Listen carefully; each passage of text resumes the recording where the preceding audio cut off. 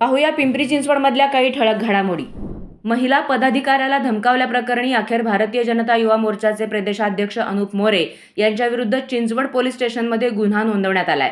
या प्रकरणामुळे शहरात एकच खळबळ उडाली आहे। अनुप मोरे यांनी हा आरोप फेटाळला असून खोट्या गुन्ह्यात अडकवून मला संपवण्याचं राजकीय षडयंत्र सुरू असल्याचा दावा त्यांनी केलाय। चाकणजवळ नाणेकरवाडी इथं 44 वर्षीय व्यक्तीचा मोटारीमध्येच गळा चिरून खून करण्यात आल्याची घटना समोर आली आहे।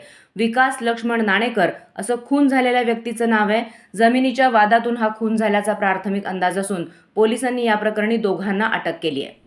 निगडी इथल्या भक्तिशक्ती चौकात मेट्रो मार्गिकेच्या कामासाठी मुख्य जलवाहिनी हलवण्याचं काम करण्यात येणार आहे। त्यासाठी नेहरू नगर, संत तुकाराम नगर, कासारवाडी, फुगेवाडी आणि चिखली भागातील पाणी पुरवठा गुरुवारी संध्याकाळी बंद राहील। तसंच शुक्रवारी सकाळी अनियमित आणि कमी दाबानं पाणी पुरवठा होईल असं महापालिकेनं कळवलंय।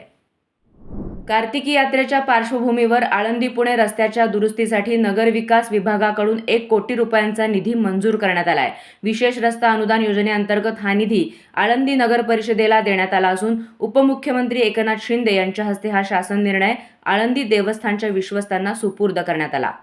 PMPMLनं 26 ऑक्टोबरपासून पुणे दर्शन सुविधा नव्यानं सुरू केली आहे। या सुविधेसाठी PMPMLनं उपलब्ध केलेली इलेक्ट्रिक वातानुकूलित बस बाहेरून अतिशय आकर्षक बनवली आहे। या सुंदर आणि आरामदायी बसमधून पुणे दर्शन करण्याचा अनुभव आनंददायी आणि संस्मरणीय असणार आहे।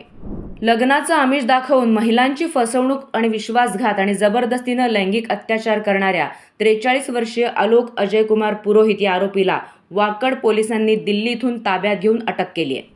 चिंचवड स्टेशनचा स्थलांतरित बस थांबा पुन्हा अन्यत्र स्थलांतरित या शीर्षकाखाली सोमवारी PCMC न्यूजनं वृत्त प्रसारित केलं होतं। त्याची तातडीनं दखल घेत PMPMLनं त्वरित बस थांबा पुन्हा स्थलांतरित केला आणि त्या ठिकाणी मंगळवारी सकाळी तात्पुरता फलक खांबावर लावला। महाराष्ट्र शासनाच्या कामगार कल्याण मंडळातर्फे देण्यात येणाऱ्या शैक्षणिक सामान्य शिष्यवृत्तीसाठी ऑनलाईन अर्ज भरण्याची प्रक्रिया सुरू झाली आहे। विद्यार्थ्यांना 31 डिसेंबरपर्यंत अर्ज करता येईल। पिंपरी चिंचवड महापालिकेच्या वतीनं कार्यक्रमात महर्षी वाल्मिकी यांचा कथित अवमान प्रकरणाची राष्ट्रीय अनुसूचित जाती आयोगानं गंभीर दखल घेतली आहे।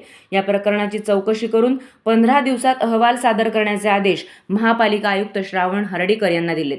या प्रकरणी ॲडव्होकेट सागर चरण यांनी तक्रार केली होती।